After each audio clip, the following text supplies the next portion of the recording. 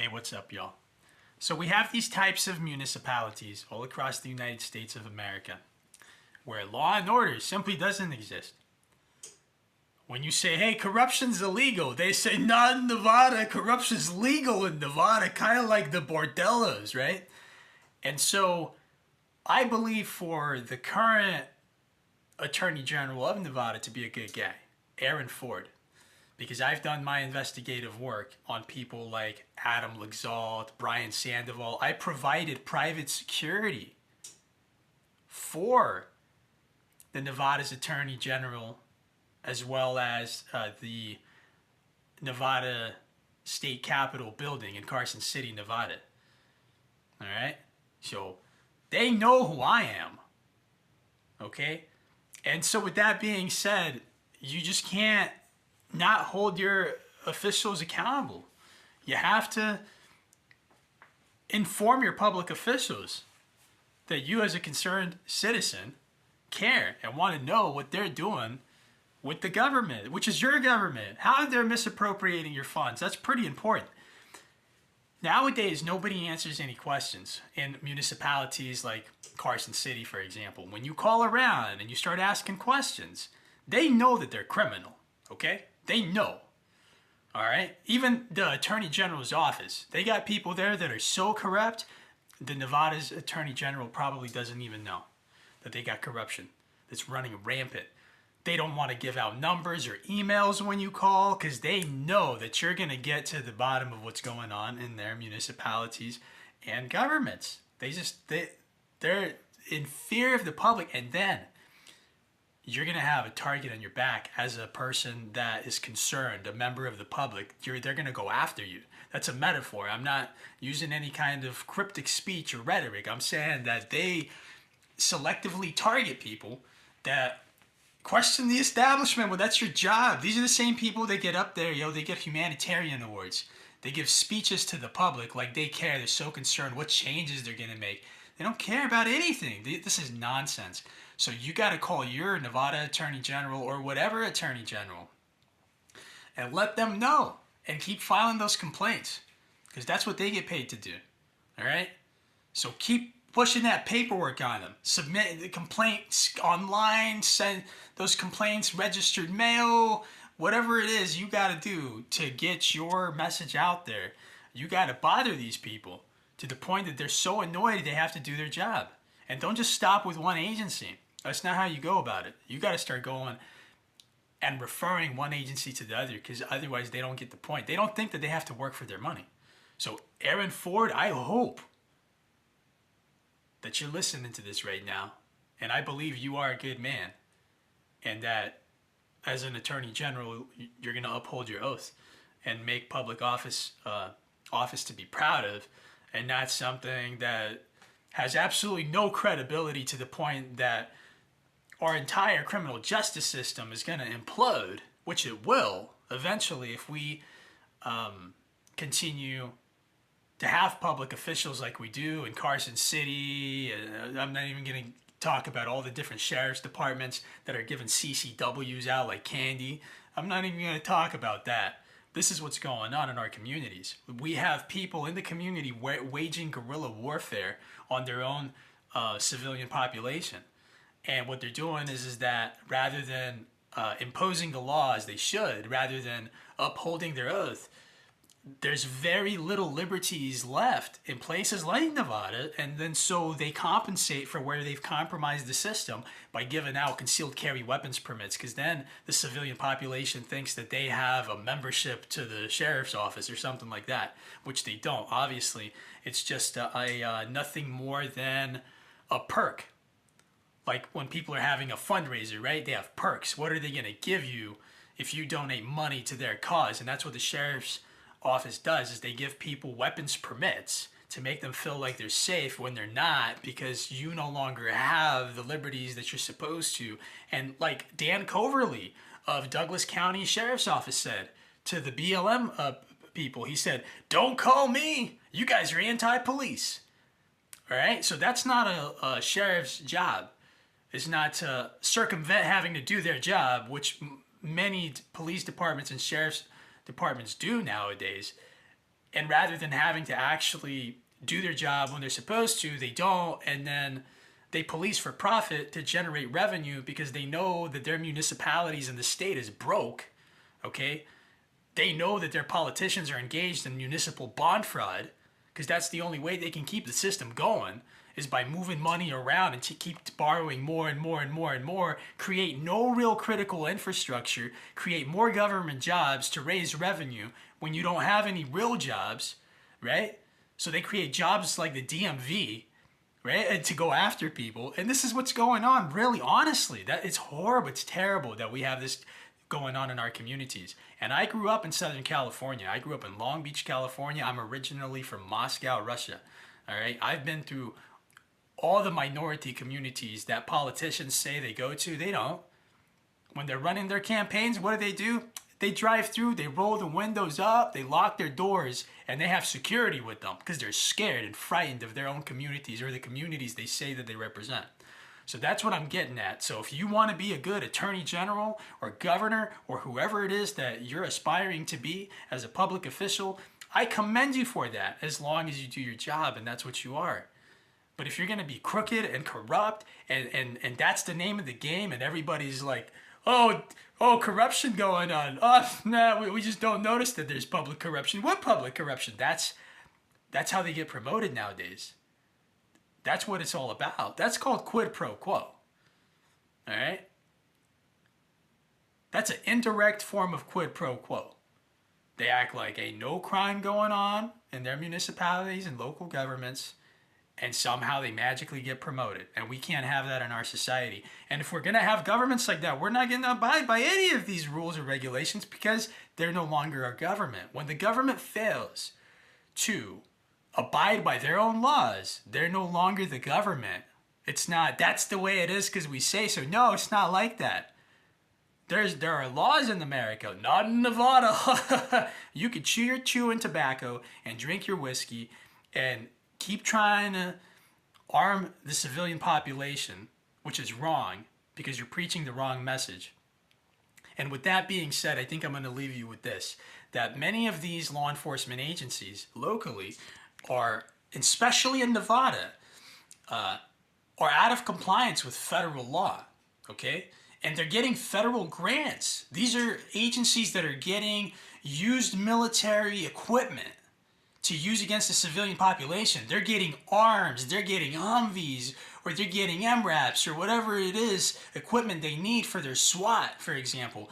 And this is what they're doing.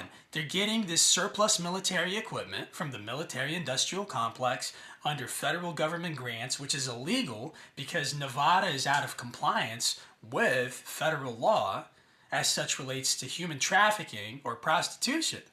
All right? So when you have your own sheriffs conduct background investigations on prospecting sex workers in Nevada to ensure they're of good moral character to work at a bordello, otherwise known as a brothel, you have serious problems, politically speaking. Okay? You people need to be evaluated. You got something wrong with you. So with that being said, whoever you are in the government in Nevada or municipalities like that, okay, whoever you think that you are, whether you're law enforcement or you work for the municipality or whoever, we don't abide by your laws because you don't abide by any laws anyways. So nobody's going to listen to you or your laws until you start abiding by the law. As long as you have these illegal, unjust laws, everybody is intelligent enough to know that you're profiting from your policing. Everybody knows that this is all revenue generation that's going on. That's all it is. That's how they're getting, that's what, and they keep getting bigger salaries. They keep creating more government jobs. They keep hiring more people to harass the public. I mean, what else do you want? We don't have any more critical infrastructure left in places like Nevada. So, with that being said, all y'all out there watching this, you don't have to be submissive to tyrants. All right? We don't incite violence. We don't provoke, aggression or any of that. What we're talking about is, you don't have to comply with these people at all. They're no longer the government. It's like if just any random person comes up to you and is just trying to impose rules and regulations, you gonna listen to them?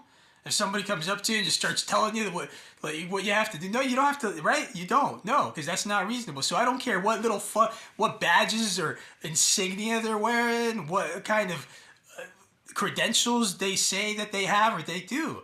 It doesn't matter, because at that point, when you're not abiding by the law, we as the public, we are going to consider that your resignation from public office. When you don't abide by the law, that's it. We don't need to have a court hearing about this, or have a gathering where a committee decides whether these corrupt politicians are breaking the law or not, when everybody knows that they are. I mean, look at your community. Your community is in ruins. You can't even say anything about these people without them using that as a means to selectively target that individual because they want to assassinate anyone's character who challenges their authority. This is nothing more than their own character flaws.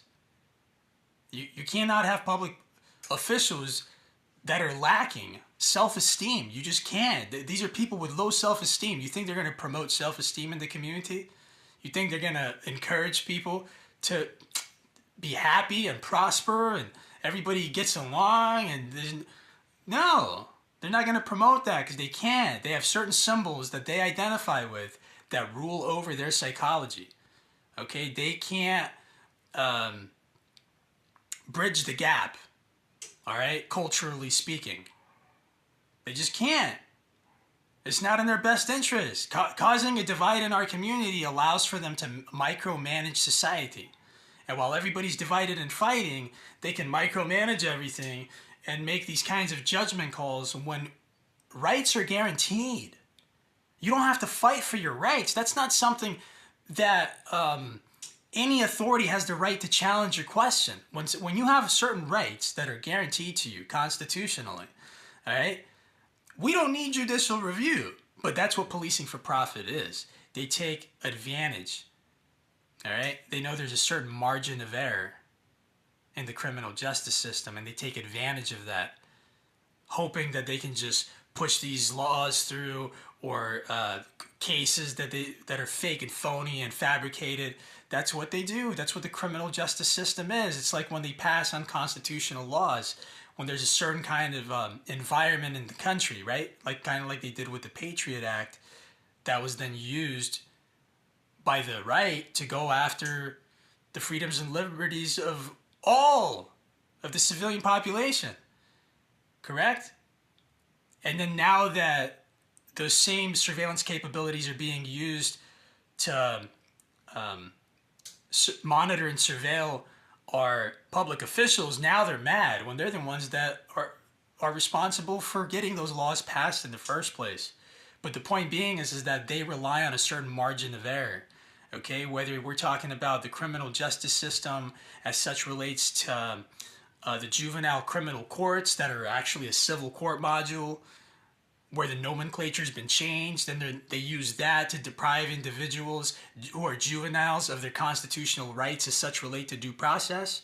And then you talk about the recidivism rate and why these kids are institutionalized and they become repeat offenders as adults. That's why this is going on. This is all documented. We have the statistics, right? We have the science and the psychology and all this. So, I mean, people have to really just realize that this is what's going on in our communities. You have to hold your public officials accountable. And if they no longer abide by the laws, what they want is for folks to incite violence because they already have the surplus military equipment under federal grants to respond to that. They have a very simple solution to any time there's disorder.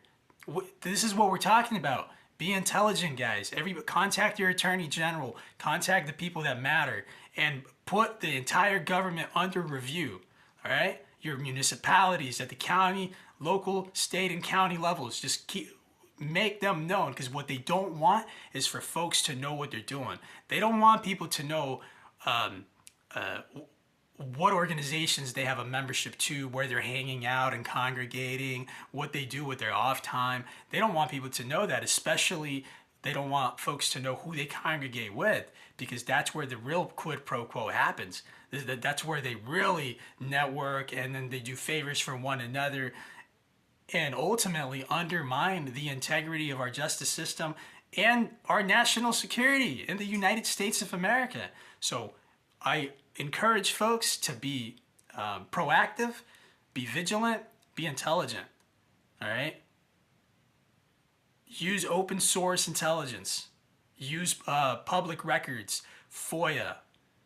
Right? Use that to your advantage while you still have these resources available, because you have certain politicians and people that just don't like that. So, and make their actions known. All right? Make their actions known and be a private investigator. And if you can't, then hire one and find out what they're into. I want to know how our public officials are spending all that money that they're making. I want to know what they do with their salary. They're making way too much money. No, they have way too many benefits. These guys have allowances for everything. They don't just have a salary. They have health savings accounts that they misuse, because part of that comes from the state and part from the federal government, and then they turn around and they use those health savings accounts to buy weapons. That's what they do in Nevada. Public officials are using their health savings accounts, for which they get a debit card for, to acquire weapons rather than spending those funds on what they're designated for, and that's healthcare. And they're some of the most unhealthiest people also. So we gotta make this known. You gotta get this out to everybody, so everybody knows what these people are. And if they're not abiding by the law, don't comply, and you don't have to. All right, simply put, you just simply don't have to. But be learned. Learn the laws, know the laws and the regulations, and yeah, don't be submissive to any of these authorities that are not abiding by the laws. That's where the problem persists. That's the insider threat that's been selling the United States out to foreign agents. That's who. All right? Through government contracting, quid pro quo, etc. So I appreciate y'all for tuning in. Thank you. Hit that like button, comment, subscribe, and until next time.